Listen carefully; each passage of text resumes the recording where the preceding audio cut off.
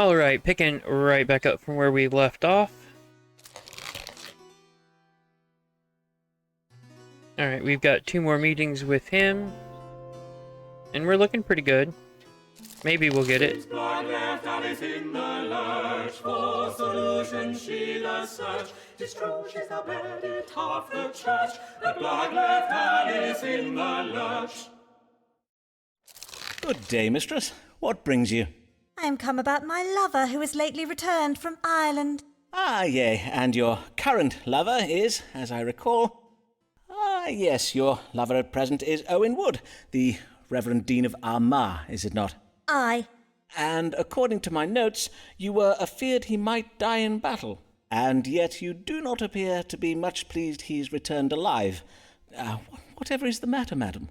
It is being said around the diocese that my lover, Owen Wood, is romantically entangled with 2 other women. And who might You these don't 2 say. other women be? Might one of them be his wife, or... Of course not. Do not jape with me, Forman. I did hear that one of the ladies Owen is seeing is Mistress Ways, while the other is a certain Anne Hayborn, with whom I am not yet acquainted. I do hear she is a very young and comely maiden, though mayhap a maiden no longer. I prithee, scribble one of those doodles of yours and tell me if this be true. Madam, if you will but afford me some silence and calm, I will compose one of my doodles, as you so call my mathematically precise astronomical charts, and endeavour to answer your question. To wit, is Owen Wood, the Dean of Armagh, wooing other women? Yes.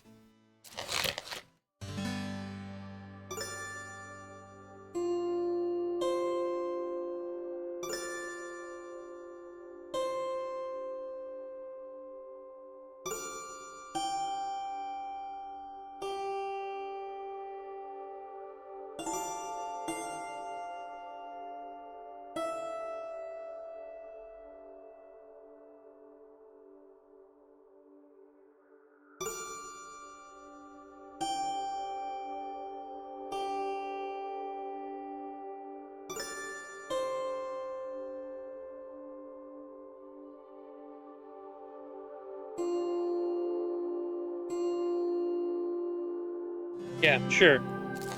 He's gonna turn over a new I have leaf. good tidings for you, mistress. Your relationship with Owen Wood is secure. 'Tis true he has indeed been conducting intimate liaisons with some of the wives and daughters of various deans and bishops, but... So then 'tis true. What a maid-fiddling maggot of a man is he! Aye, but prithee, madam, I had not finished. The stars suggest that Dean Wood's affairs with these women will shortly end, for it seems he is in dispute with them. What, with all of them? At the same time? It would seem so. That's Mayhap generally what they all have happens. been apprised of the same rumour that brings you this day. Well, I am glad to hear these affairs are soon to be ended. But I will not lie, I am no less vexed with him. And indeed, if Owen has been larking about, 'tis only fair I do the same, to even things out between us.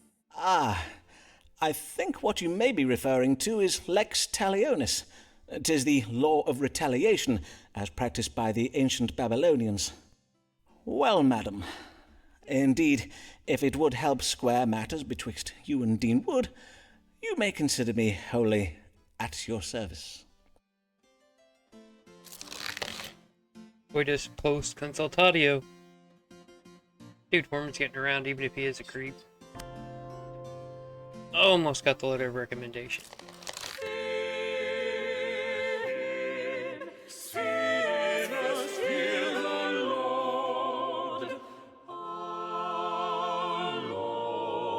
Archbishop, priest, gift. Ye priests, who have heard scandal and shame, Lord,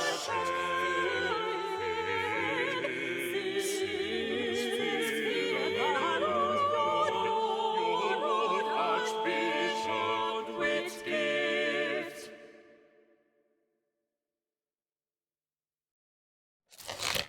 God give you good even, your grace. I trust you were pleased with the previous counsel I gave you?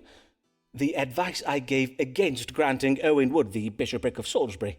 Ah, yes, your counsel did indeed prove sound. For 85 Dean out of Wood 100. is now cods deep in scandal. The parish council has received numerous paternity suits, and 'tis said that scores of defiled wenches bethrong the gates of his deanery each morning, clutching suckling babes and demanding recourse. As for young Anne Hayborn, she has had her reputation ruined, and Dean Ways is barely speaking to his wife anymore. On my word, how disgraceful. Aye, indeed. If only Owen had the sense to exercise more discretion. Yes, indeed, Your Grace. The Bishop of London, for instance, manages his affairs very quietly. I might have been able to look the other way, but in this instance I could not let Owen's indiscretions pass. For a wretched local woman by the name of Mary Payne got wind of the scandal and stirred up a public fuss about it. Mary Payne again. Oh, the devil take the woman and her bacon-faced husband. If I might venture an opinion, Your Grace, mayhap if we were to pay no heed to Mary Payne and her ilk, they would eventually tire of their animus and leave us all be. But is it upon such problems you come this day, or upon some other matter? I am come about my health. I believe I do ail of something. Then pray, describe your complaints to me, Your Grace. Well, I am afflicted with pain in my back, and at times I find myself hard of breathing. Indeed, I feel I may have phlegm in my chest, and I do bear these odd-looking spots upon my body that will not mend. If you will permit me to loosen your robes to examine you. I see. Methinks I have a notion of what ails you. Let me confirm it with a reading of the stars. What troubles Archbishop Whitgift? Alright, let's see what we got. We have mattering in the breast. Chest pain occasioned by corrupt phlegm having gathered in the chest.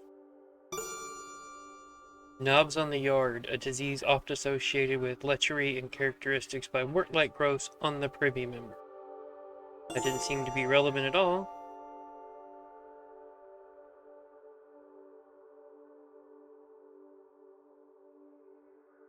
That's possible.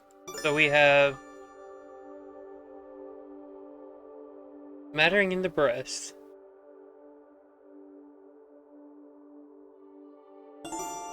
Or he got the French pox. Well, we won't accuse him of sleeping with a pocky person. You have a mattering in the breast, Your Grace. Verily? You are sure? Aye, you must void the corrupted phlegm from your chest. Pray bid your chaplain procure a pot of betony root juice from an apothecary. You are to inhale the juice through your nose. Within a quarter of an hour, a goodly quantity of slimy blue moistness will issue from your mouth. Oh, but worry not, Your Grace. Your phlegm will only appear blue on account of the colour of the betony root. But if that would alarm you, I could prescribe an alternative method that involves lying under warm sheets and fasting. Nay, I know the treatments well, for I have been troubled with a mattering in the breast before, and in sooth I fail to see how it could occasion these vexatious swellings I have on my skin. Methinks I will consult with another physician and obtain a second opinion. Before you leave, Your Grace, might I inquire again as to the possibility of you granting me a medical license? Dude, bad Your time. Grace did mention you would give it careful consideration.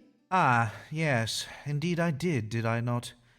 Have no fear, Dr. Forman. My chaplain is looking into it. Good day. Seems like a familiar line.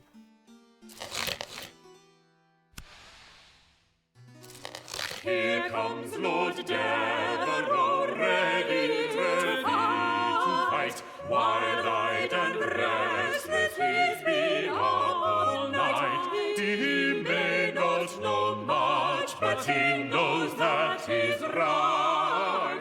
Never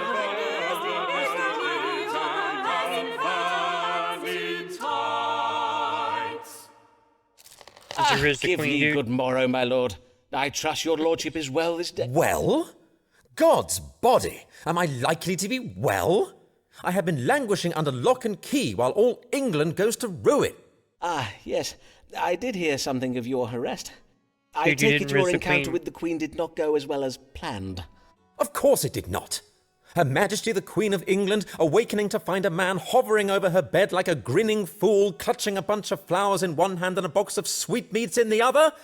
God's death! What is in you? What did you think would come of me sneaking into the Queen's bedchamber? But you were imprisoned in your York House residence, were you not? The fact that you were placed under house arrest and not imprisoned in the Tower surely speaks to the Queen's fondness for you. I trust your time in confinement was not uncomfortable, at least. Well, yes, my time away from the world and its trifling concerns did, in truth, prove useful.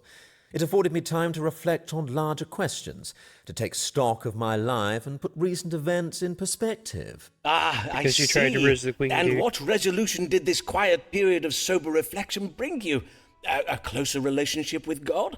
Or perchance you are resolved to spend more time with your family? What? Nay, I said my mind was turned to larger questions. To wit, am I destined for greater things? Am I chosen by God to rule a kingdom? For I must needs act. The realm is under threat from within. For why was I verily imprisoned? Was it merely to punish me for some trifling mistakes I made in Ireland? Nay, stealing 'twas the to entire separate me from the Queen. Navy. Well, I imagine after discovering you in Her Majesty's bedchamber... Do you not yet see? The Privy Council means to keep me away from Whitehall, lest I see how they have contrived to control and manipulate the Queen since I left for Ireland. My lord! Are you saying the Queen is weak and no longer in control of her reign? Aye, indeed. Something must be done about it. Well, man, do not just stand there. Yes, of course, my lord. Let us see whether the stars may give you your answer. Is About- Robert Lord Devereux, Earl of Essex, destined to, rule England? Or be prosecuted as a traitor.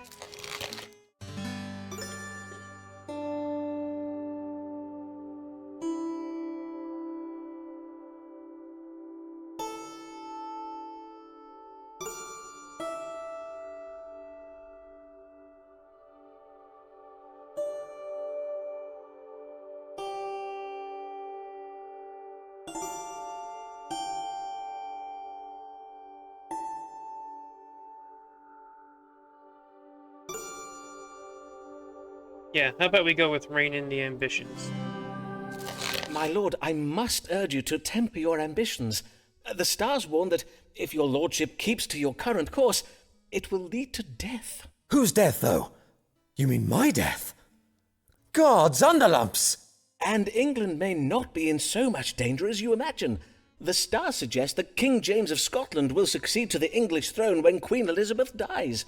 He is, after all, her nearest royal relative. James Stewart, eh? During my imprisonment, I wrote to him to request his aid, but I never received a reply. Doubtless he is in league with the Privy Council. Nay, verily, a pox on the Scottish king and his pretensions to the throne. He would bring his full coterie of kilted savages down and install them in Whitehall Palace, where he would doubtless have us all eating porridge for supper. I do hear that porridge is a healthsome... I appreciate your concern for my own safety, Sirrah, but my duty lies with the realm and the safety of its people. If I must die, let it be for the sake of England, for God, Queen, and country. Yeah, so I'm not getting that letter of recommendation then?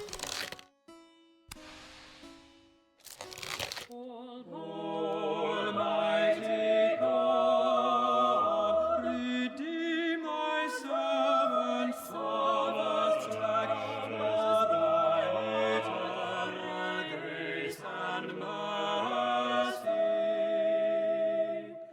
Is not shed by his wife.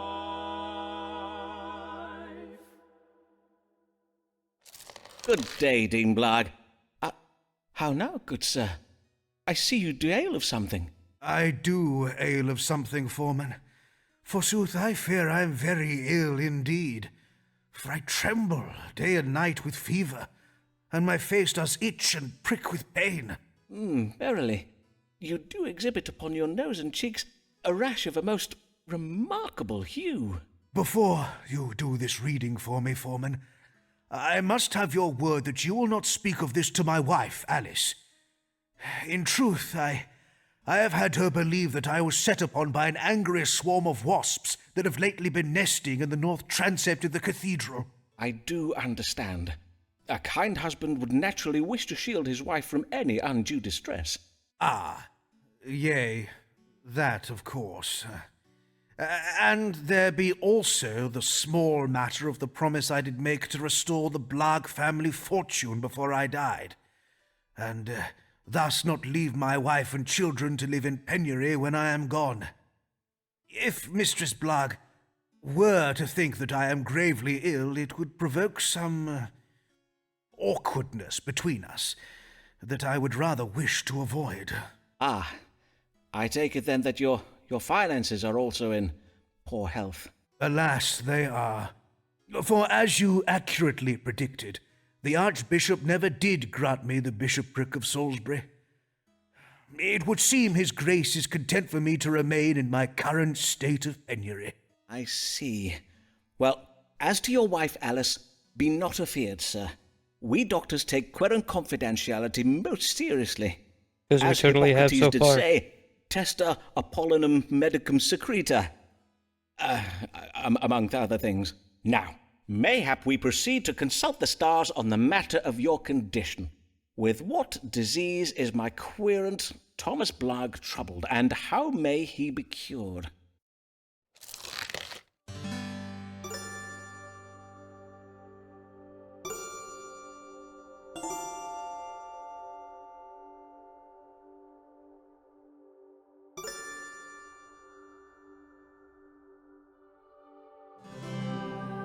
Yeah, you're gonna die, It dude. would seem you are troubled with a severe disease of the skin known as erysipelas. It is quite serious. Though you may find some temporary relief from the pain and fever by vigorously purging from your fundament. To induce such a thing, I do advise the consumption of a considerable quantity of prunes, or mayhap rhubarb. Of course, it does depend on the season. Erysipelas? Prunes?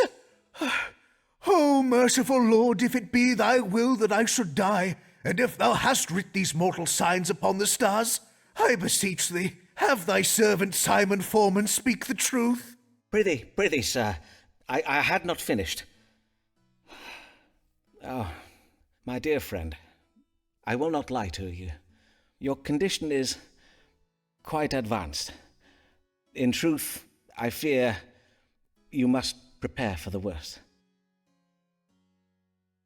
If you will not share this grave news with Mistress Blagg, perchance you might speak to her from the safety of, from beyond the grave? That is to say, write her a letter that may be read to her after you're gone. Your loving words, though thus delayed, may provide her comfort in her time of grief. While she's banging the Bishop of Armagh. God bless you for your candour, sir, as well your wisdom and friendship these last years. I will now go and pray upon what you have told me.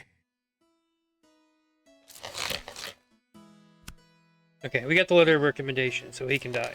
An explorer's wife cannot share his life. She is left alone, she is left alone. Whilst he is at sea, in a wave so she.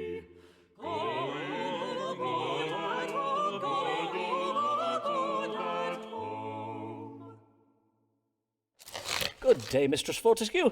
How may I help you this day? You seem a little out of breath. Aye, 'tis but my bodice. My maidservant did lace it far too tightly. Methinks she is a trifle vexed with me. Indeed, the atmosphere in the Fortescue household is exceeding ill at present. Verily? And why is that? Someone has been stealing food from the larder in the night. This morning, 3 whole swan pies were missing. Each member of the Fortescue household suspects another. And whom do you think is the author of these thefts, madam? Well, I suspect my son Harold, as his fondness for pie is well known. But Harry denies it and has accused our maidservant Gladys. And 'tis true that Gladys has become suspiciously wide about the girth of late. And as for Gladys, well, she is convinced the culprit is our African parrot, Sir Muncelot Grey. But Sir Lancelot has denied the accusation and blames my monkey. Ah, and who does your monkey blame? How now, Dr. Forman? Be not absurd. Monkeys cannot speak. Ah, yes. Then 'tis fortunate that God can. Speak to us, that is, by way of the stars. Who in the Fortescue household has been sneaking into the larder at night to steal pies?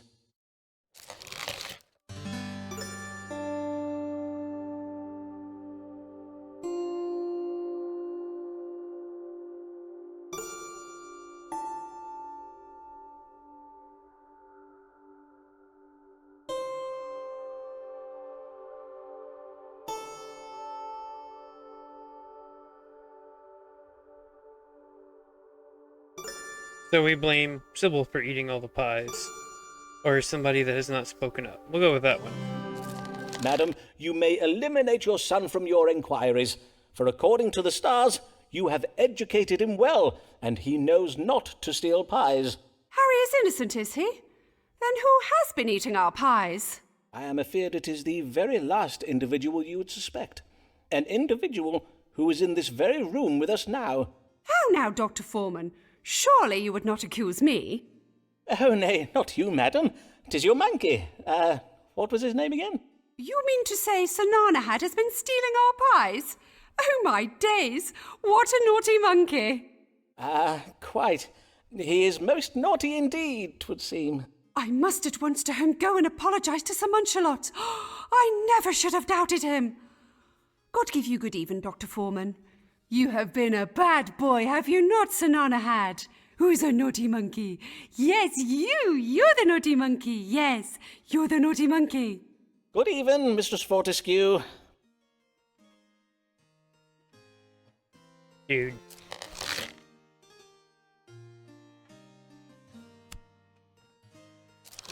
Humphrey Bell, to play our leading Jane. You must pay the price of looking thin and nice. Drink of your fears, she's all your guilt, and shame, lest you be judged and we accord you blame.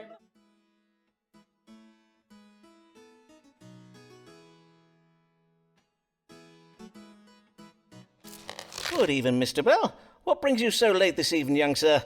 Have you come from the playhouse? Yea, I'm come from playing a Duchess in a special performance of Richard II. You know, that play that makes the Queen look bad. So, Mr. Shakespeare decided to revive his play, did he? I see. I need you to tell me what to do about my pay. Our seamstress told me she heard Mistress Burbage discoursing how John Crisp is getting paid a full shilling for each performance. And you feel this is unfair, I take it? I gather Mr. Crisp's pay is greater than yours. Aye, sir. 'Tis full twice as much coin as they pay me. What I get is barely enough to cover my rent. And my parts are well bigger than his, innit? And you can fathom no reason for this disparity in pay? He is more experienced, perchance. What? I've been on the stage since I was a boy, and John's been playing for less than a year. Nay, sir. Mr. Burbage and them other company sharers are paying me less on account of how I'm doing the lady parts. You mean to say you are being paid less simply because you perform lady roles? Indeed. John only gets them main parts because he's big and tall, but I'm well better than he is. Critics call my Ophelia the most tantalisingly nubile and tragical performance since Henry Condell's Juliet. Ah, yes. Having seen Hamlet, I would have to agree with them there. I must own that I, too, found your Ophelia most comely and alluring. Now, let's see what the stars advise. What can be done about you being paid less than players of masculine roles?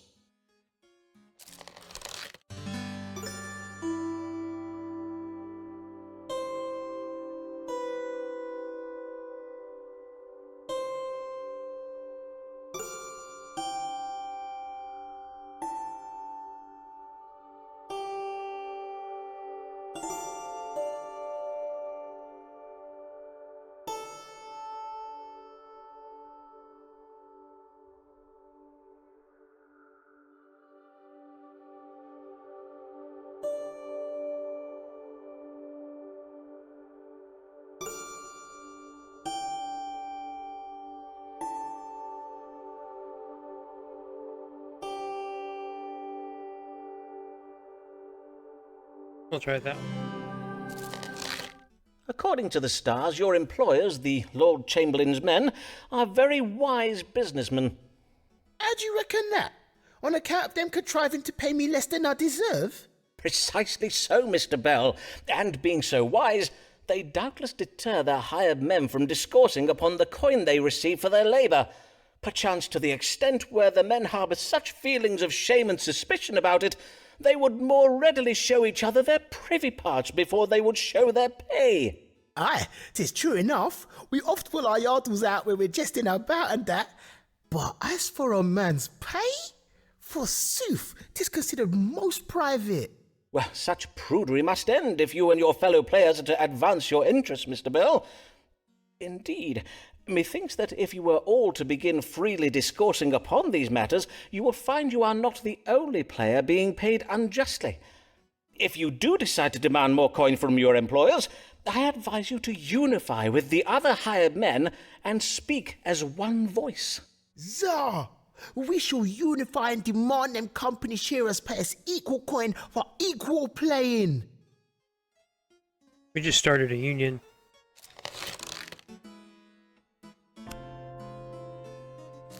Hear ye! Earl of Essex, foiled in Queen, kidnap, attempt, shocker! Biggest treason fail since Babington plot! Hear ye!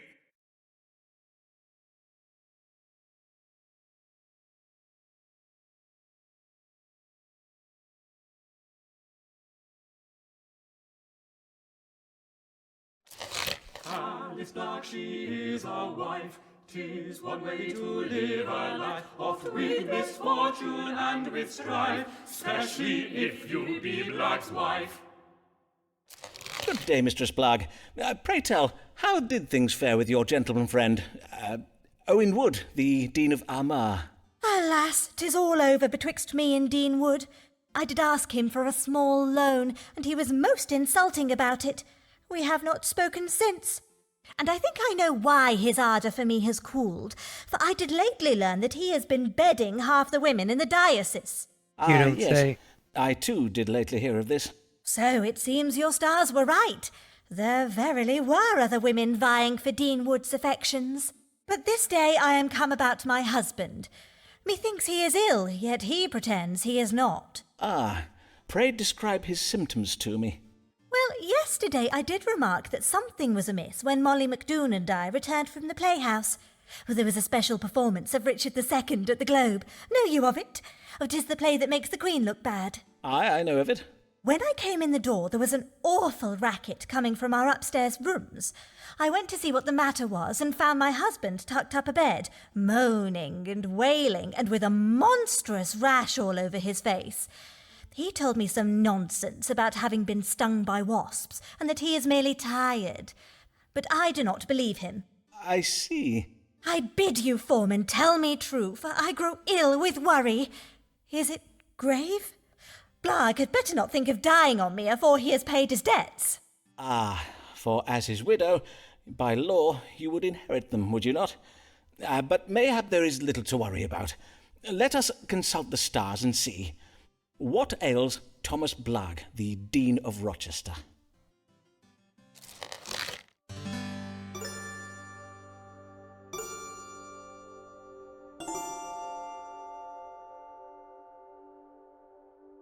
So we can tell her the truth.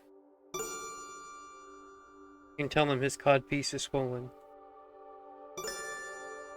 Or he's got the melancholy. I think we'll just tell her the truth. Alas, I am afeard your husband is ill with a disease known as erysipelas. He is in grave danger. Indeed, his case is advanced and beyond treatment. There is nothing to be done now, but prepare yourself for his death, Mistress Blagg. Madam? Alice? Come, Alice, I will find you a chair. Nay, I must not tarry. I am meeting Mistress McDoon at the Bear for a quiet one. Good day, Forman. But Alice... No coitus post consultatio. Oh, we got another letter of recommendation. Hear ye, hear ye! Traitor loses head after losing mind. Earl of Essex gets the chop for treason. Hear ye!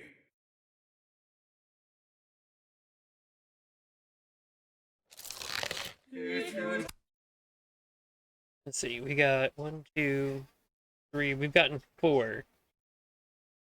And if we could get Emma, Whitgift, and Lancelot more, we might come out okay.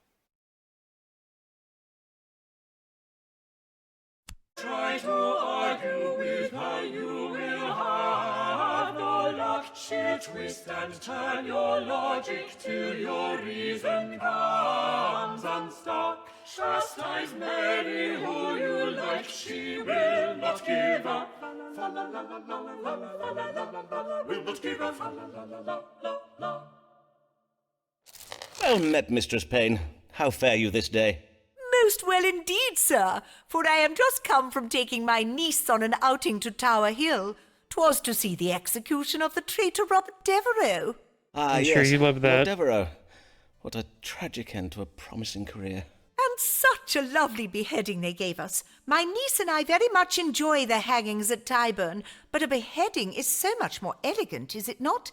Verily, 'tis a better class of execution, I find, and the royal executioner did go down on Devereux with such skill. A single stroke was all it took to give us the traitor's head.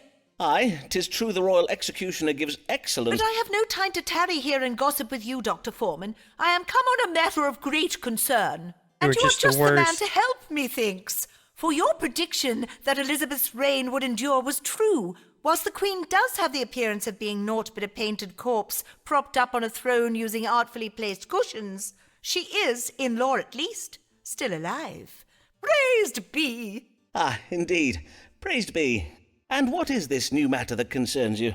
'Tis that England is filling up with foreigners. Indeed, 'tis been going on for so many years now that in London 'tis rare to hear anyone discoursing in the English tongue any more. The city is crawling with continentals. Ah, then I take it you do not enjoy your visits to the City of London. Oh, nay, I have never been to London. For as I did just say, 'tis crawling with continentals, and Lambeth will soon suffer the same fate if we do not act. Why, only the other day I spied a continental on the high street. A monstrous ogre of a man he was. And as for his face, his eyelashes were so fair he had the appearance of having none at all. Ah, yes, the Netherlanders. 'Tis true the people of the Netherlands can be fair of hair and tall of stature. And 'tis surely no coincidence that Lambeth has suffered an increase in crime of late. We do not feel safe, Dr. Forman. Every night we ladies of Fore Street do shiver in our beds at the thought of these frighteningly large men. I do not doubt it, madam. Now, let us see whether the stars might allay or confirm your fears. Should the residents of Lambeth be concerned about an influx of continentals? Is there a constellation for your horrible person?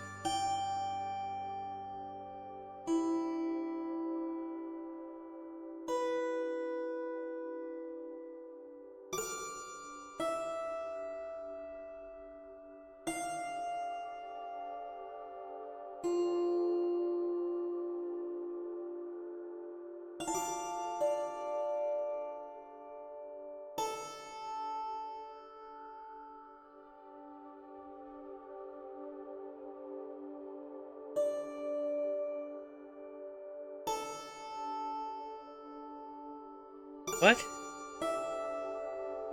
The foreign countries, religion, and neighbors. That's saying that because she's waged war, that's why the Continentals are here.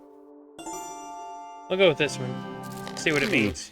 Madam, I may assure you that if there be a rise in criminality, the Continentals are not to blame. Then who is to blame? May I suggest the youth of this day?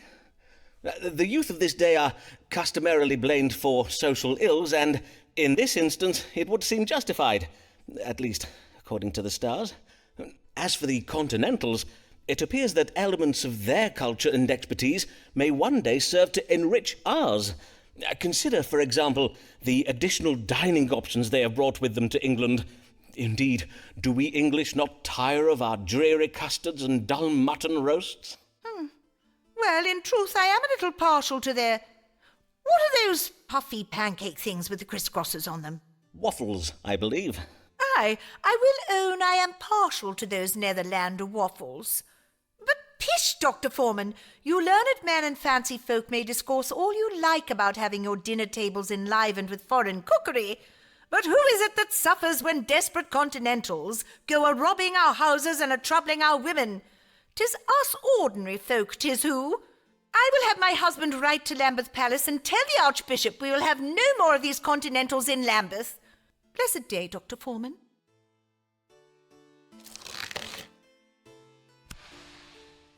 Hear Just ye, go away. hear ye. Dean of Rochester Cathedral dies. New Dean pledges to refurnish empty cathedral. Hear ye. Humphrey Bell, at ease our reward, for it is not enough to leave my fans alone. For you, we sigh, we true, and swoon, when we see you entering the room. Good day, Mr. Bell, and well met. I recall you were hoping for a pay rise. How did that go? Well, I got a pay rise, innit? I took your advice about banding together with the other hired men and gabbing about how much coin we was getting. Turns out, another one of the lads weren't getting paid enough for his lady parts neither. So, we all refused to do our rehearsals until the boss man fixed it. Well done, Mr. Bell. I must say I am most proud of you. But this day, I am come about my skin. She's so clapped, I need twice as much ceruse as normal. Ah, yes, Venetian ceruse, the white lead and vinegar paste ladies and players use to whiten their faces. You have to fix it for me, Doctor, for my role in Mr. Shakespeare's new play. I'm to play a lady who disguises herself as a lawyer. A lady cunningly disguised as a lawyer? Forsooth, how original. But I see not why you need worry over your complexion. Having a sound grasp of Latin and a talent for eloquence are the usual qualifications of a legal advocate, are they not? Is it verily necessary for this lawyer to have beauty as well? Well, Mr. Burbage seems to think so.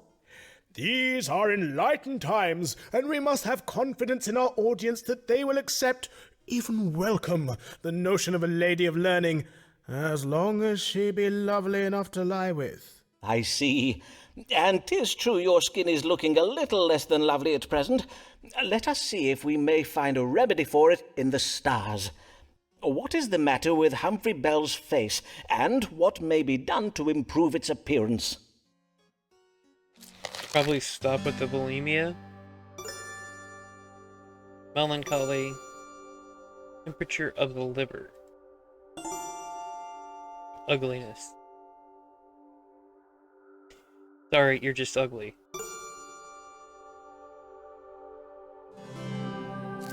The stars indicate that your skin troubles are occasioned by the ceruse paste you're applying to your face. The lead it contains is causing your scabs, and, if I am not mistaken, some thinning in your hair. But these are merely indications of a greater trouble it is causing, a distemperature of the liver. You must no longer apply lead to your face, Mr. Bell. What you mean, like, 'tis poisonous or something? Oh, nay, lead is not poisonous. You merely seem to have a sensitivity to it, is all. I will write you up a prescription to take to an apothecary. He will concoct you a paste from alum, tin ash, and sulphur as a replacement for the ceruse you have been using. And to hide the damage to your skin, you might apply the white of a raw egg to your face. 'Twill act as a kind of glaze over your complexion. So all this will fix my face, yay? Zah! I thank you kindly, Dr. Forman.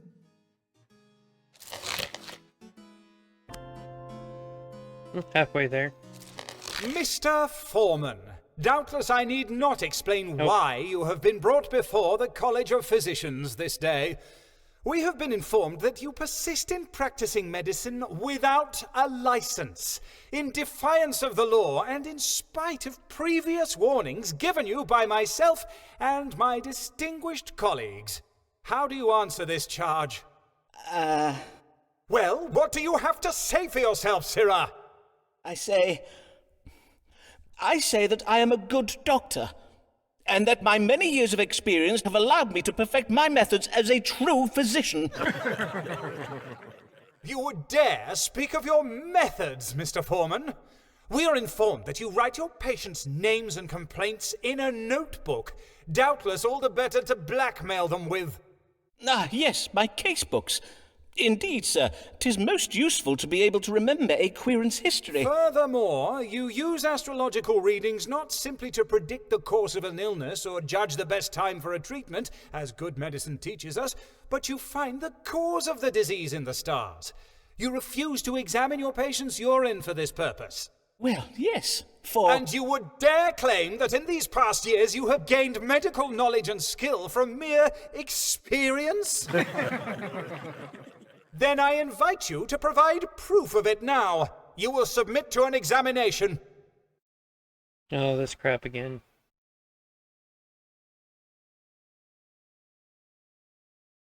The Saturn phlegm? Nope. Remembered that one.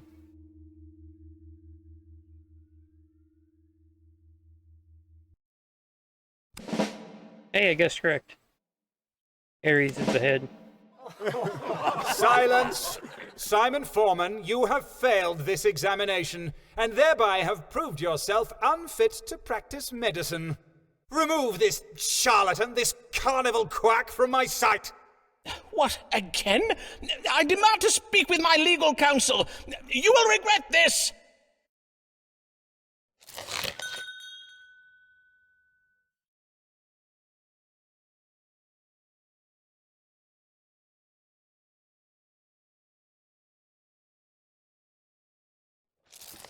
Alice Black has suffered woe. Life has brought her very low. Mayhap there be some solution, though. Read the stars and we shall know. Well met, Alice, dear friend. Since your husband's death, I have oft thought of you. Fare you well? Oh, Foreman, I am sorry for not coming to see you sooner, for I was grateful for your warning about Blag's illness. It gave me the sense to bide with him in his final hours. It was only then that I did realize how much I did love the old fool, despite his mump-headed nature and his leaving me and the children with not a penny between us. But the day after he passed, I came upon a note he had writ for me. I warrant that was your idea, was it, Foreman? It may have been. Then I thank ye for it, Simon, for 'twas a comfort to be left something to remember him by, even if it be the only thing he did leave me. But things are better since I did become Mistress Macy. Then you have remarried? Aye, 'twas the only means of putting a roof over our heads and meat in our bellies, and Mr. Macy is a kind man. Ah, but Foreman, we may not have our roof much longer. Macy has threatened to leave me. The brute! Well, to be fair, I suppose I did fail to apprise him of the full extent of Blag's debts, which are, as you know, not inconsiderable. But what am I to do about it now? Ah, yes, of course. By marrying you, he is now responsible for the debts of your late husband, according to the law. In sooth, 'tis a high price to pay for a wife. No matter the marital bliss, her bountiful charms and fine qualities do doubtless afford him. Save it for another day, Foreman. 'Tis not your chub-brained flattery I am come for. 'Tis your counsel. Then let us see if the stars may offer a solution. How may Alice Macy prevent her husband petitioning for a divorce?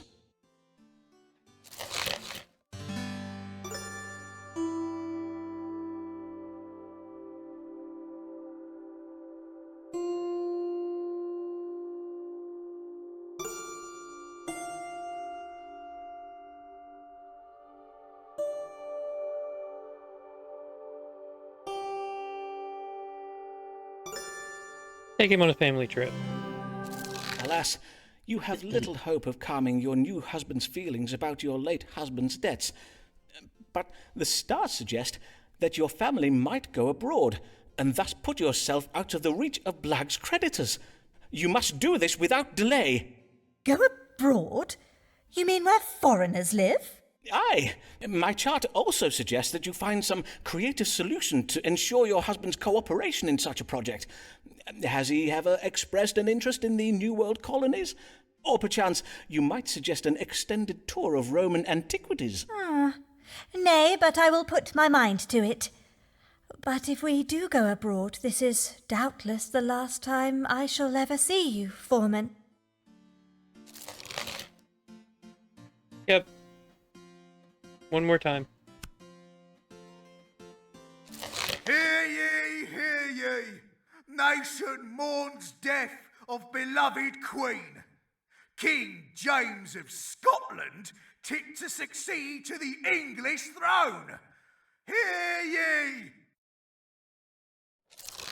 Humphrey Bell, you must not take so ill, for though your beauty does fade, we do adore you still. Our eyes are so wide, our thoughts so undefined, at the sight of your shapely behind. Good day, Mr. Bell. Oh, I must congratulate you on your performance of the comely lady lawyer in The Merchant of Venice, and methinks your skin is much improved. 'Tis verily glowing. Aye, Dr. Forman. Changing my lead paste for sulphur worked very well. Mistress Burbage says I now look a picture of beauty. Did she now? Forsooth, 'tis well to hear the troubles with your skin are resolved. Now, what is it you come for this day? Mr. Shakespeare has written a new play, and I need to look younger if I'm to get a good part in it. 'Tis about an ancient Roman general called Titus Andronicus. I wish to play the role of his comely mother, the Lady Tamara. You need to look younger in order to play a man's mother, you say. But according to my casebook, why, sir, you are not yet 25 years of age. Aye, sir, indeed. 'Tis but the business of playing, though, innit? At least, according to Mr. Burbage. He was well vexed when I pointed out how the man played Titus is near as old as I am. If the stage is not to your liking, Mr. Bell, I invite you to seek employment elsewhere. All right, then. Let us see what the stars advise. What can be done to make my querent Humphrey Bell appear younger?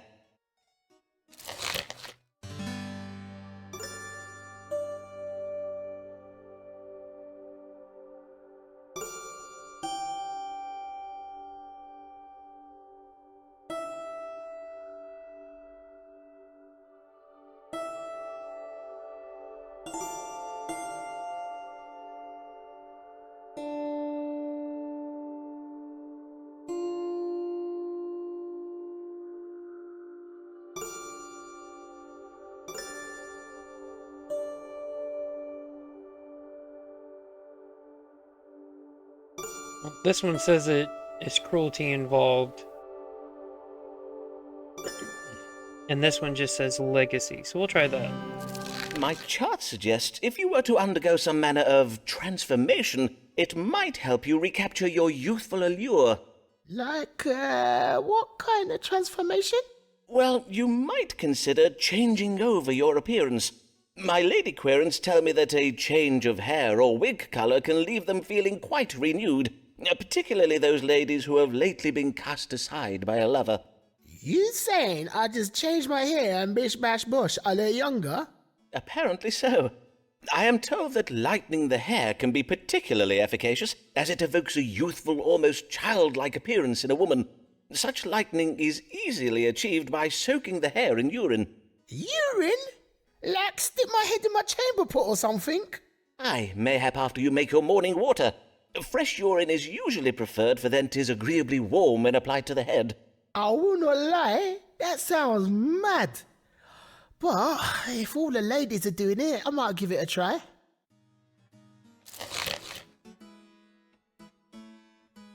Yeah, two more with him.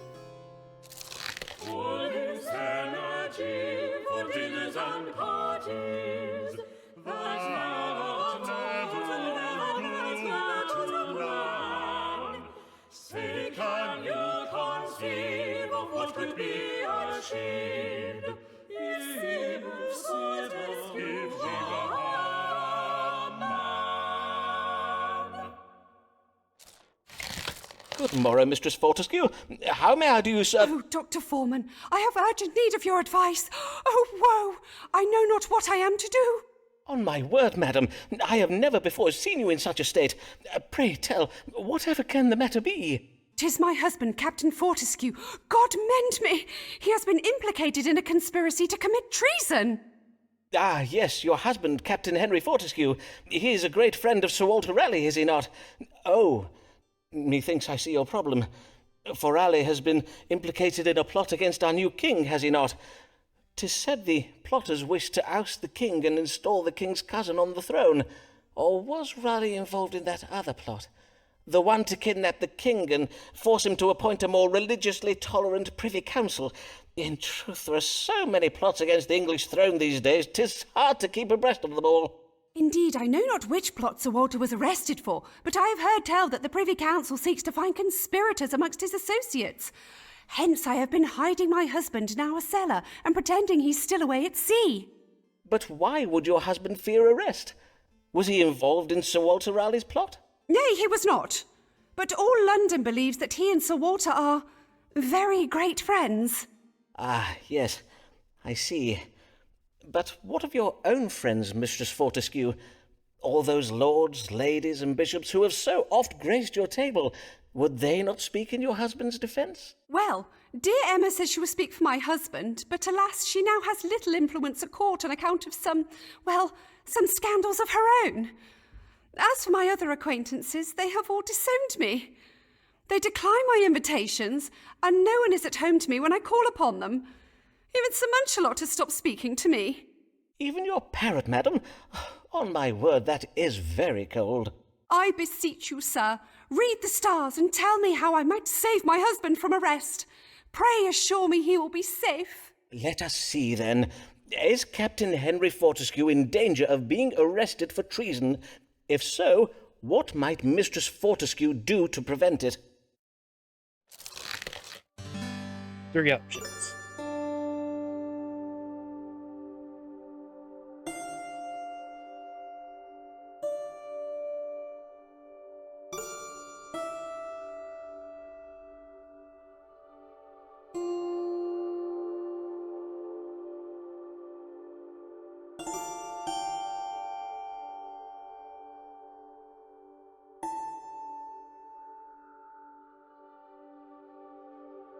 Let's go with that one. Madam, although your friends in the royal court may no longer own you in public, perchance they could be prevailed upon to act on your behalf in private. Verily, madam, I urge you to write to them and bid them use their influence in your family's favour. Mayhap they can quietly speak well of your husband to the king and to the lords of the Privy Council. In the meantime, you must behave as if you have nothing to fear or be ashamed of, as if your husband is full innocent of treason.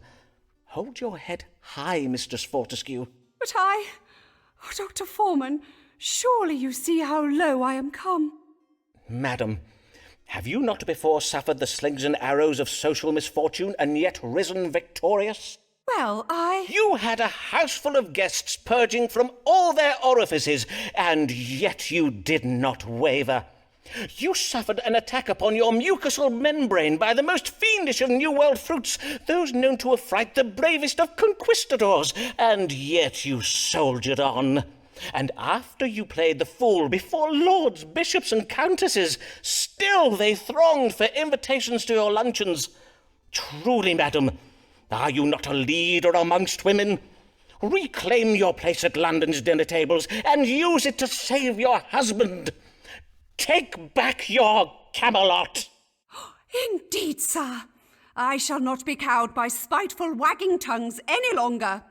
I now go forth to restore my husband's honour and our family's good name.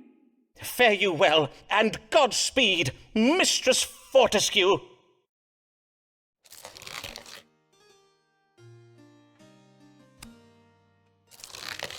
Humphrey Bell, your time upon the stage grows near to its end as you advance in age. But hold, no tears, come down, resign your fears, you're just too old to earn a living wage. Good day to you, young sir. May I say, your playing of Titus Andronicus's comely mother was excellent. Well, a wondrous performance, Mr. Bell. Yay, I did get to play the role of Tamara in the end, but it weren't on account of changing my hair, innit? Lightning made it too fair. All the other players are like, "Brav, you look like a Neverlander or something." Ah, I must own I did not account for the risk of that. Boss man only let me keep the role because Mistress Burbage made him. Tis why I need your help, Doctor, for now she says I'm in her debt and she's asking me for things. Ah, she wants her pound of flesh, does she? I sir, Or her she flesh does. pounded. And she's told me in bare detail which part of my body she means to have it from. On my word! But surely, Mr. Bell, if Mistress Burbage's attentions occasion you discomfort, you have merely to tell her so. Make it plain you wish your relationship to remain professional and bid her abstain from any amorous advances. You what? Nay, sir. If I air her, she'll be vexed and I could lose my job. Know you what I mean? Ah, I see, yes. If she were to take umbrage, she might use her influence over her husband to prevent you from getting work. Well, I do have a recipe for a very effective aphrodisiac. Nay? Then let us see what the stars advise. How might Humphrey Bell calm the ardour of Mistress Burbage without it costing him his career?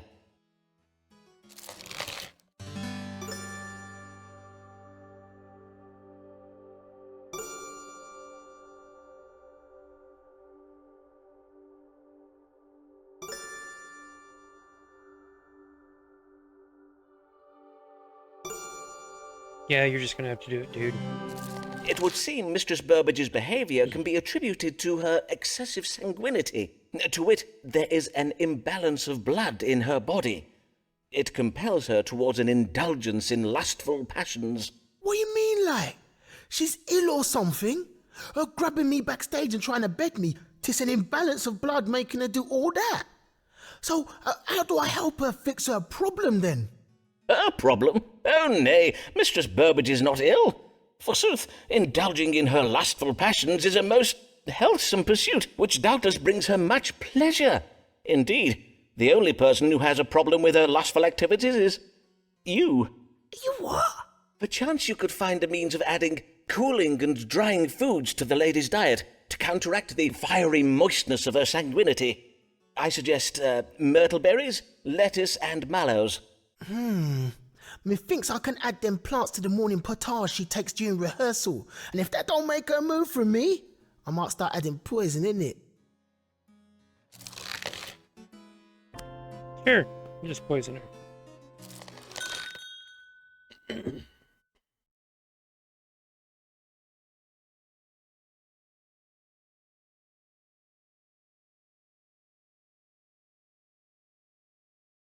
Well, that worked out well. Lancelot Moore is doubtless a fool, yet men of his class are destined to rule. They tell us 'tis but the order of things, as is the divine right of kings. Good even, Mr. Moore. How may I do you service? I have a mind to take up a profession and would have your counsel on it. For I must say, your advice thus far has been most excellent. Counselling me not to marry that sly succubus Emma Dyer did veritably save my life. Indeed, I have heard it rumoured that her husbands have a lamentable habit of dying, if you follow my meaning. You don't say. In short, their deaths are most unnatural and not at all accidental. Do you understand what I'm telling you, Forman? Aye, I do, Mr. Moore. Pray afford me a moment to recover from the excess of shock and surprise I do feel upon being told of the lady's true nature. Now, you say you wish to take up a profession. 'Tis a military career you're considering, I presume? You wish to distinguish yourself in battle? Nay, 'tis a career in the church. I have a mind to take holy orders. You wish to become a clergyman? Pray tell, how came you by this notion? 'Twas given me by the top dog himself, the Archbishop of Canterbury. He's a hunting chum of my father's. I, the Archbishop, is a crackshot with a musket. You should see him at it, Forman. Give the man half an hour and a pouch of lead shot, and he'll turn your duck pond into duck soup. It seems the Archbishop has had his eye on me for quite some time. Verily, indeed.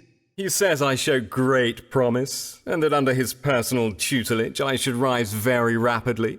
He even said he has a mind to make me Bishop of Salisbury. You don't say. Yes, the much-coveted bishopric of Salisbury. But before I make my final decision, Forman, I thought I'd better come to you first. Aye, very wise of you. Then let us see what the stars foretell. Would my querent, Lancelot Moore, enjoy success as a clergyman?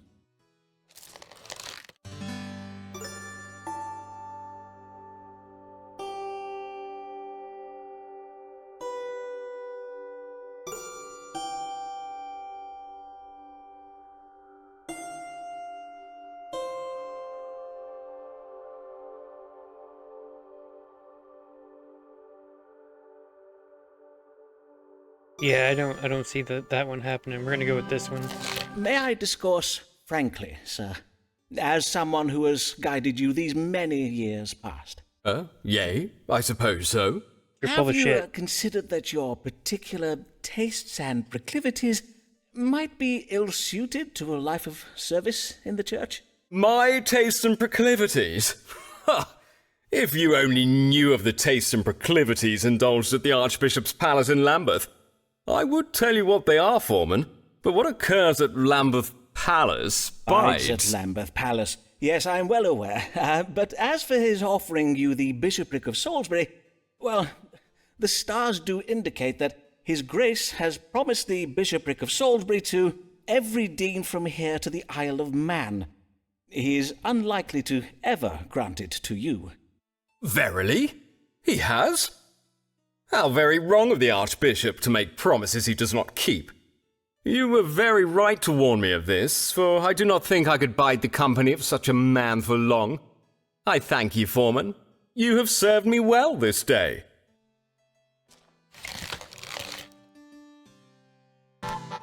Hey, we got another one. How many is that now? 1, 2, 3, 4. No. 1, 2, 3, 4. And that's 5. So we need 3 more. Here comes crafty Emma. What does she ask for now? Many times a week it is needless to say how. Despite her sins, may she be saved. The rest of what God gave. Here comes crafty Emma. What does she ask for now? God give you good day, madam. Good day to you, sir, and well met. And how fares your husband, Lady Dyer? I recall you were worried for his health. 'Twas the diabetes, the disease you judged him as having. He died from wounds that never healed. You mean the wound on his lordship's hand? But I recall you saying it was quite small. Oh, yes, that wound was, but he acquired many more. One evening, whilst we were summering at our country estate, the stone railing of our balcony gave way, and he fell into some particularly thorny rose bushes. You don't say. How distressing. And he never recovered from the scratches? Nay, 'twas most tragical and so forth. Well, I am sorry to hear of your husband's passing, but, madam, are you quite well? You do not seem yourself this day, if I may remark on it. Doing better than her Forman, I am husband's. more myself than you have ever seen me, for during these past years I have been playing a role that has served me well, to be sure, but I am grown tired of it. Indeed, I am not proud of my dissembling. I'm not proud of some other things besides. And doubtless you are come to unburden yourself by confessing your what those things are. What? Nay, of course not. As I was saying, whilst my dissimulations have afforded me wealth and status, such a life as I have lived has not fulfilled me. For though I have been married many times, and known many men, I have always lacked one important thing. A moral compass? And that thing is love. In short, I have found love, Dr. Forman, and the object of my affection is not one of these privileged popinjays I've met at the royal court. Nay, 'tis a real man, a man who knows what it is to make his own way in the world. Oh, you mean to say... You mean you and I? Verily, upon seeing him play Tamara in Titus Andronicus at the Globe one even, I was... well, my heart was took. I see. You are in love with a player then, I take it. Aye, and I wish to marry him. But first, I would know whether such a match be advisable. Is our love true, or is my considerable coin and property where his true affections lie? Such a deception would not surprise me in truth. Well, nay, doubtless it would not. Let us see whether the stars can tell us.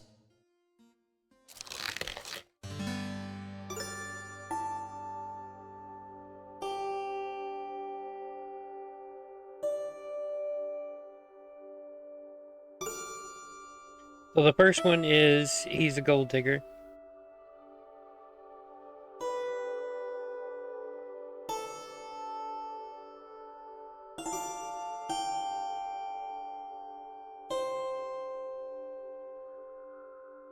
Sure, people can change. We'll go with that. The stars bless the match between you and the young man. They do not think it would be bad for him in some way. They do not judge. The chart indicates that your relationship with this young man has changed you. It would be a faithful, lasting marriage. Verily? I must own I dared not expect such a happy ending to my story. I thank ye heartily, Dr. Forman. Oh, that's another one. That's 6. Humphrey Bell, our thoughts we must disclose. Though your acting is fine, you wear too many clothes. 'Tis hot, rebind, fast not, sit down, recline upon this couch and take a little wine. Good day, Mr. Bell. I see here in my notes the last time you came 'twas for counsel regarding Mistress Burbage and her tender advances. Aye, and the advice you gave me to cool her down and that worked her treat. Since I've been putting them herbs in her potage, she spends so much time in the privy, I hardly ever see her now. That is... Well, I am glad my advice achieved the desired outcome and Mistress Burbage is no longer bothering you. 'Tis about another lady I'm come this day. 'Tis a member of the audience who comes to all my performances and brings me flowers and sweetmeats. A mature lady, a widow, innit? Another one? On my word, you are most ill-fortuned, Mr. Bell. Verily, are no young players safe these days from being preyed upon by lecherous old ladies? 'Tis not all ladies, Dr. Forman. Not this one, anyways. Emma ain't like any of the other ladies I've met. In truth, Dr. Forman, we wish to be wed. I love her, innit? Ah, then what is your trouble? Well, I've heard tell of some vexing things. There are them that say she has a heart of stone and only marries to get her hands on a man's money, though I have none, and she bare rich. But she has been widowed many times, and there's even a rumour saying she's had a hand in her husband's deaths. Oh, verily? How shocking. How shocking. Aye, I must own to being a trifle shook by it, and maybe a bit excited as well, but mainly shook, innit? Doubtless you are, for 'tis most frightening if there be any truth to these rumours. We must consult the stars and see whether it be wise for you to marry. Should Humphrey Bell wed this wealthy widow, and what will become of him if he does?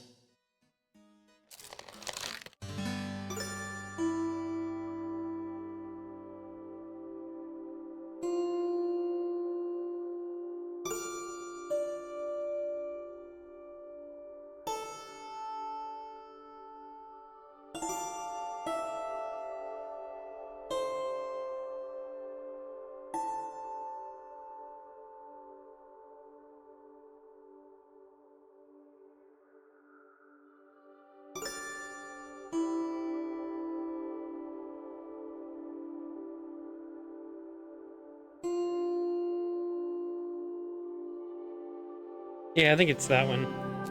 Mr. Bell, it has been my privilege to guide you over the years in matters of work and in life.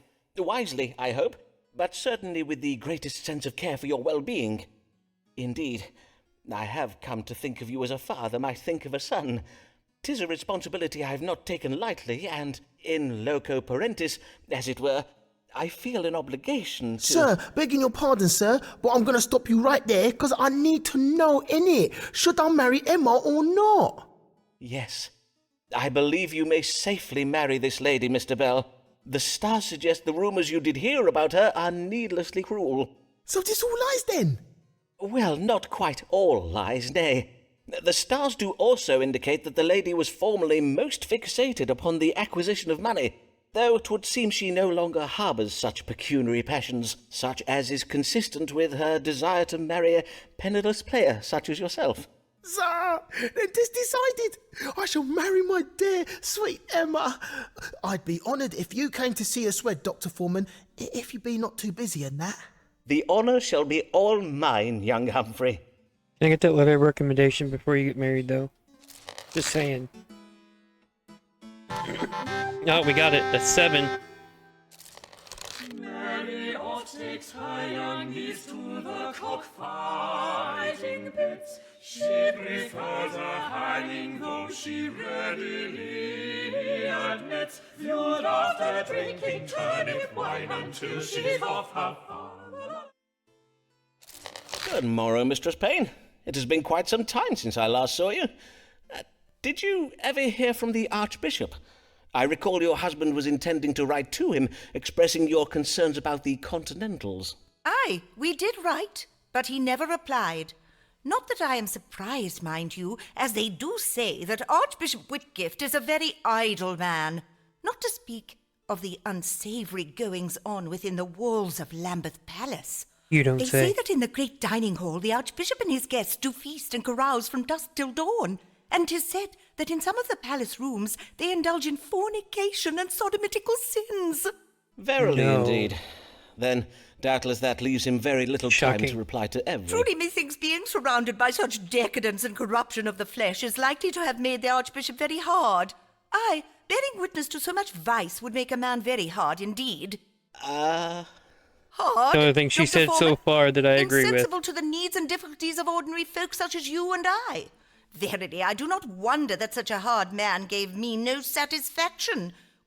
Which is why I am come to you this day, Dr. Forman. Something did trouble me last night, and I would have you tell me what it might have been. I will if I can, madam. Prithee, describe it to me. Well, at first was the noise of a boat that did awaken me. I got up out of bed and went to the window to see what was. As you know, on 4th Street we are right by the banks of the Thames. In the moonlight, I could just make out a ferry crossing the river, loaded up with large barrels. And you thought it suspicious? Aye, indeed, for the hour was very late and the boat's lamp was not lit. I did not wake Mr. Payne to ask his opinion, for, in truth, he has told me he wishes to hear no more about the things I see from our window. So, I am come to you, for I can have no rest until I know who those men were and what they were doing. Who knows what foul deeds may be afoot in Lambeth Town? Mayhap the men I saw were Catholic spies, engaging in some manner of nefarious plot against the realm. Then let us see. What does God have to say regarding this boat you saw crossing the Thames last night? Was it some kind of elaborate Catholic plot, or is there a more likely explanation? Will it tell me the date? It will not tell me the date. I bet we're really close to the 5th of November.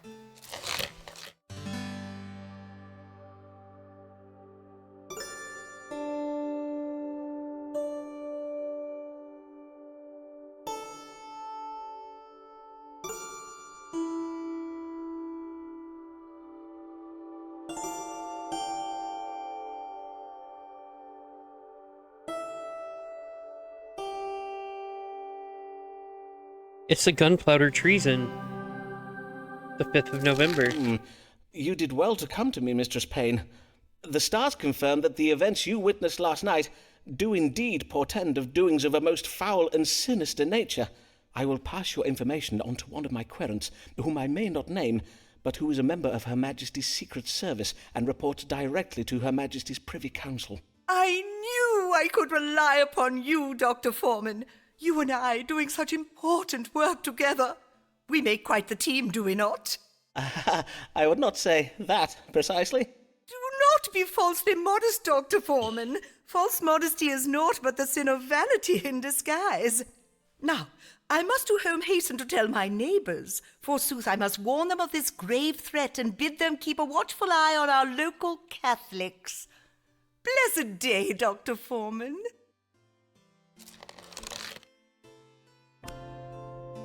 Yeah, I don't think we're going to get that letter. Hear ye, hear ye! Catholic terror plot to blow up Parliament foiled! Gunpowder barrels discovered in cellar! Hear ye! Guy Fawkes. Who would have guessed it was a gunpowder plot? 'Tis well to jest at merry pain, 'tis well to sneer and mock, until her views become the norm, then 'twill be quite a shock. But for now let's laugh at her and how her niece laughs. How her niece laughs, la la la la. Good day, Mistress Payne. You seem in good cheer. That I am, Dr. Forman. This day I am taking my niece on a lovely outing to see the cockfighting in Vauxhall. Ah, there is a I think they cockpit might have in got their Vauxhall now, songs is there? mixed Aye, up. and a very fine one. And I did think we need a nice day out to turn our minds away from that terrible affair of the Catholics plotting to blow up the Houses of Parliament. And my niece does so love the cocks. Doubtless, madam. Choking on the it. gunpowder plot was indeed a terrible business. They say it was the doings of a group of young Catholic nobles from the Midlands, do they not? And that the gunpowder was ferried across the Thames at Lambeth under cover of darkness. Doubtless, 'twas the very same boat I did tell you about, Dr. Forman. And of course, I must congratulate you for recognizing how right I was to be suspicious of that boat I saw.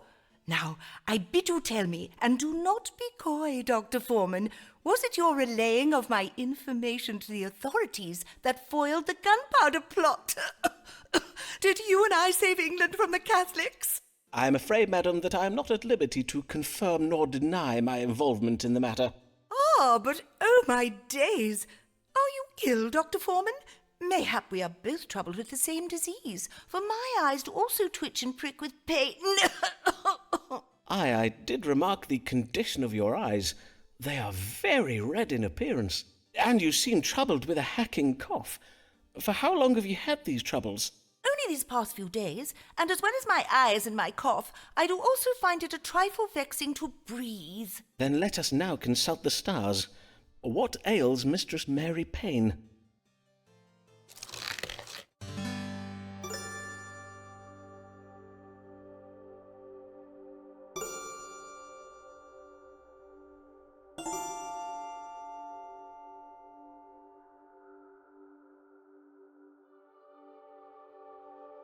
So she's stuck up and needs to get laid, or she's been inhaling noxious odors.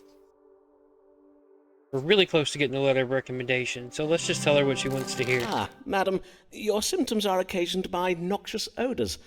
Most likely you did lately inhale a large volume of smoke. Mayhap your chimney requires cleaning.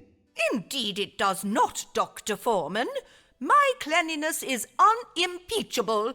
I have my maidservant scour the house from top to bottom every day. Ah, then I cannot be sure what has occasioned your... Hold. What is that acrid odour? Methinks it does emanate from your clothing. Madam, have you been taking part in the anti-Catholic pogroms that Lambeth has witnessed these past days? The burning of houses and shops. The lynching of priests from trees upon Lambeth Green. Mayhap I have, and what of it? You should be congratulating me and my ilk for keeping you safe, and for sending a clear message to those Catholics who would plot against our Parliament and blow us up with gunpowder. Madam, these Catholics are our neighbours, our colleagues, and our friends. I beseech you to consider your actions, madam. Are not Catholics people too, just as we are? If you prick them, do they not bleed? Aye, and their flesh does burn the same and all. I fear I do not follow your reasoning, Dr. Forman. Are they not subject to the same diseases, healed by the same cures as we are? And if not cured, then, alas, taken so soon, so needlessly. I did never have the chance to... Oh, my sweet Avis, can you ever forgive me? Is something the matter with you, Dr. Forman? On my honour, you do seem most troubled. Mayhap you should be going to consult with a doctor yourself. God keep you well, Dr. Forman. Blessed day.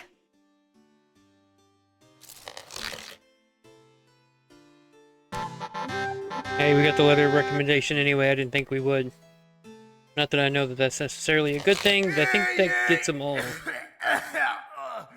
Hear ye! London struck by plague. Playhouses closed by order of the king. Hear ye!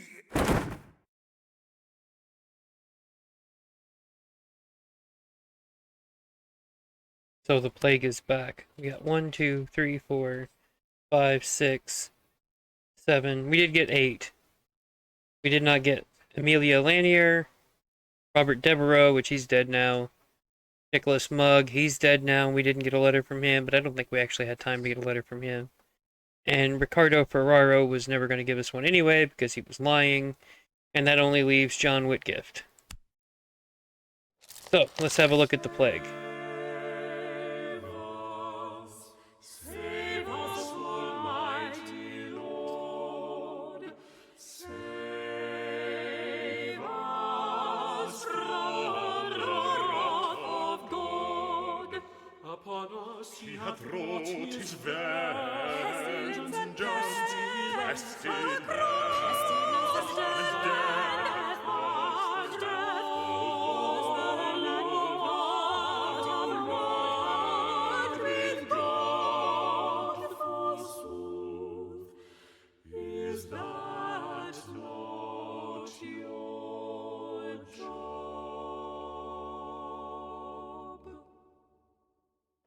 God give you good day, your grace.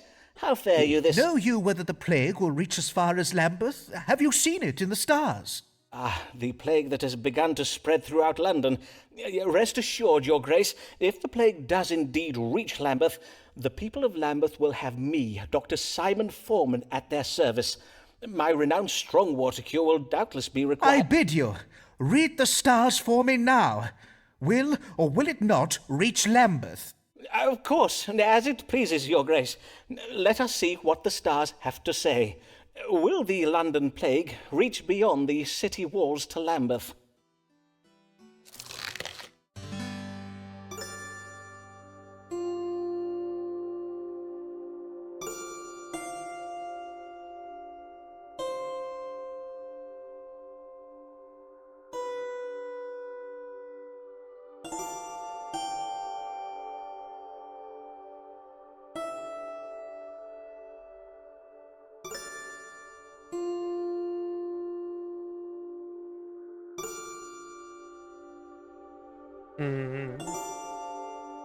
We can tell him to go on a trip, but he may not give us the license in that case.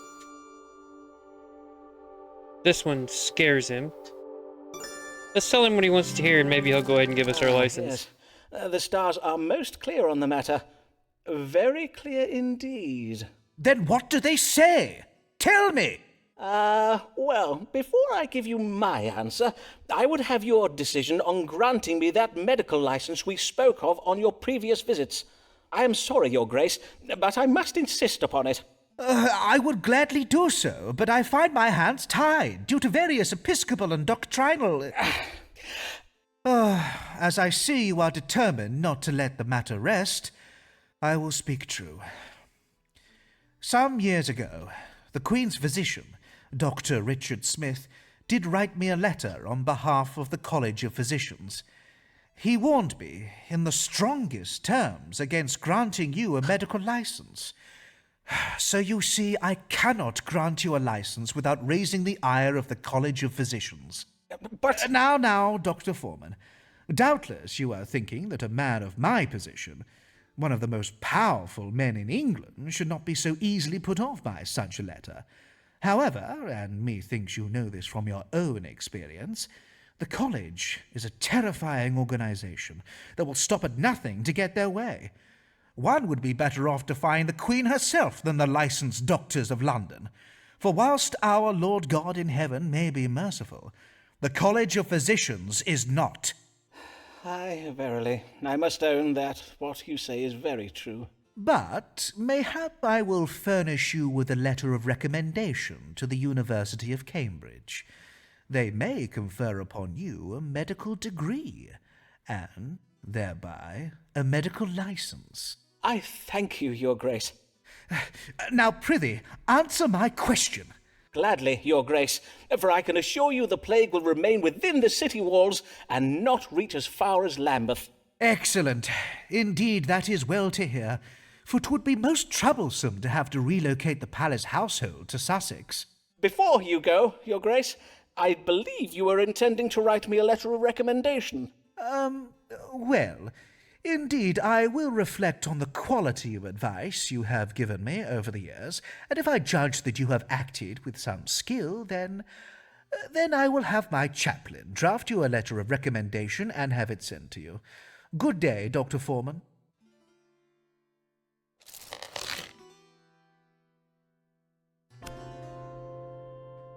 Oh, come on.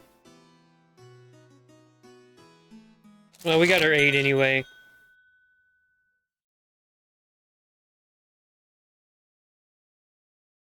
Hey, we got our medical license. Forman gained a license to everyone's surprise. A true and proper doctor at last legitimized. But now he's risen not so far from whence he began. Will we common folk still see Forman as our man? You cannot board up my house! 'Tis not a plague house! You are mistaken! I do not have the plague! Let me out of here! Know you not who I am, you fools? I am Simon Forman, Doctor of Astrology and Physic! Fie upon those ungrateful wretches! Have I not always been there for them when they needed me? Am I not the doctor who risked his life to cure them during the plague of '92, when all the other doctors and their high-born friends fled London and left them to die? Indeed, mayhap next time I will think again before risking my life in the service of the townsfolk, if this is the way I'm to be repaid. And forsooth, if my deeds are so easily forgotten by the living, what chance is there for my work to be remembered by generations to come? What will the world know of me once I'm gone?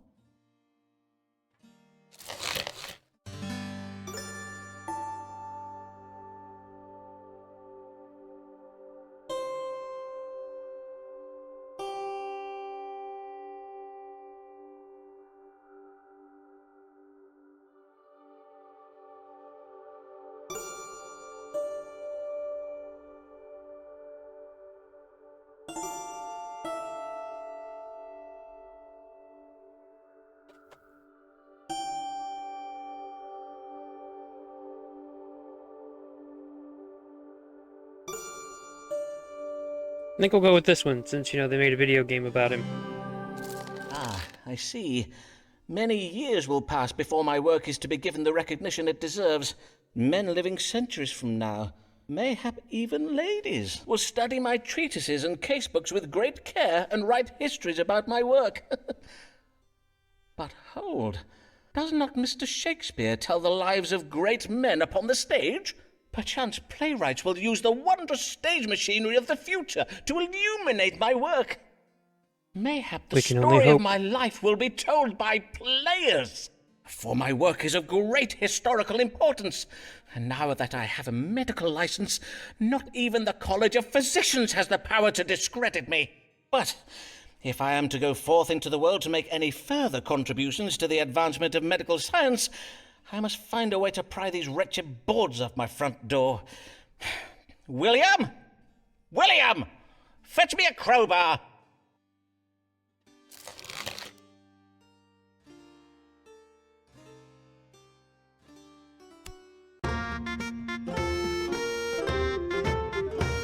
And that's the game. Long ago in England in 1592, there begins our tale, and all of it is true.